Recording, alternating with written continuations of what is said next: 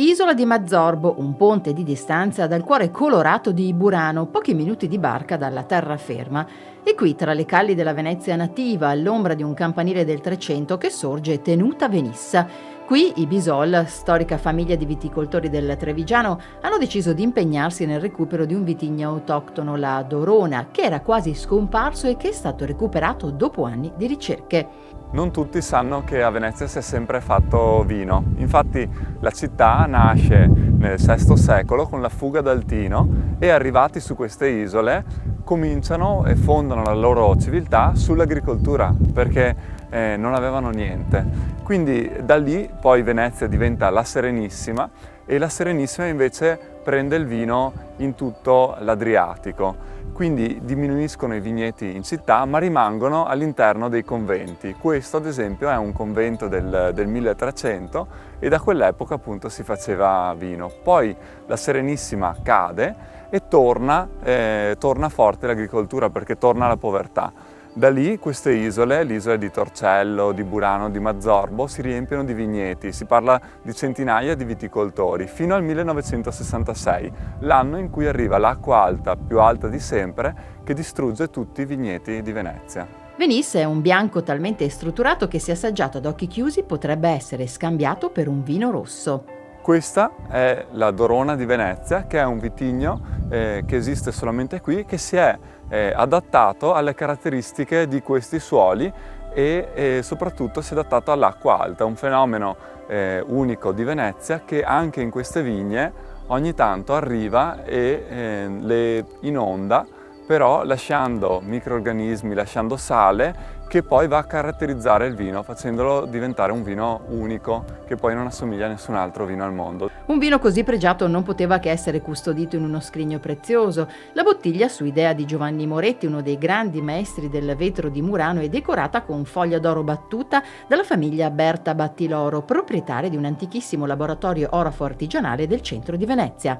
L'oro si fonde nel vetro e diventa un tutt'uno, tanto che questo non è più staccabile perché a 400 gradi fa una massa unica. E ogni bottiglia, poi in ogni bottiglia viene inciso il nome e il numero della bottiglia. Sono solo 4.000 bottiglie da mezzo litro, oltre a qualche magnum e a qualche bottiglia da 3 litri, però è talmente limitata la produzione che tutto avviene in maniera assolutamente manuale. E ogni annata cambia la forma dell'etichetta. Questa è la prima vendemmia, questa invece è la seconda vendemmia, dove l'oro si sovrappone in 2 pezzi. Venisse è sinonimo anche di alta cucina. La Tenuta ospita anche un ristorante che vanta una stella Michelin. Il progetto parte dal vino, perché noi siamo una famiglia di produttori di vino da molto tempo nella marca trevigiana e produciamo infatti il Prosecco Bisol, che la mia famiglia ormai porta avanti da molti anni, e siamo arrivati invece in Laguna nel 2002. Da lì ci siamo innamorati di questo territorio e abbiamo deciso non solo appunto di produrre un vino qui, ma anche di aprire un ristorante e un'osteria contemporanea, quindi 2 forme di ristorazione diverse, una legata al mondo degli chef, dei grandi chef, della ristorazione stellata, e quindi con piatti creativi, perché però si basano sempre sulla materia prima del territorio, quindi il pesce dei pescatori di Burano e le verdure che vengono prodotte nei nostri orti, che sono coltivati da 9 pensionati di Burano. In cucina 4 giovani chef che si cimentano nella rivisitazione dei prodotti del territorio lagunare.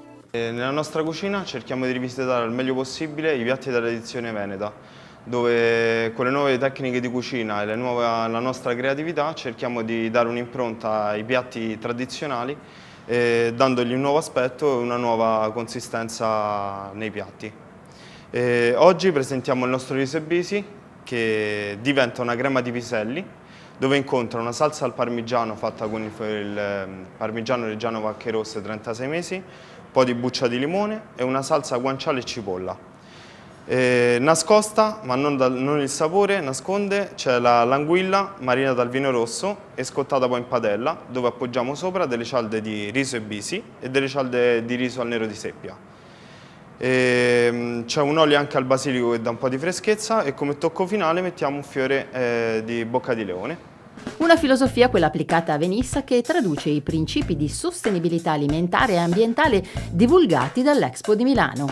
Ancora oggi l'isola di Burano, Mazzorbo e Torcello vivono grazie anche alla pesca, grazie all'artigianato, al merletto, e quindi è un classico esempio di sostenibilità. E Venissa è partner, è stato scelto da Venice Expo Acque come partner per far vedere nel concreto un esempio reale, non solo creato per l'occasione dell'Expo, ma un esempio reale di sostenibilità e di eccezionalità.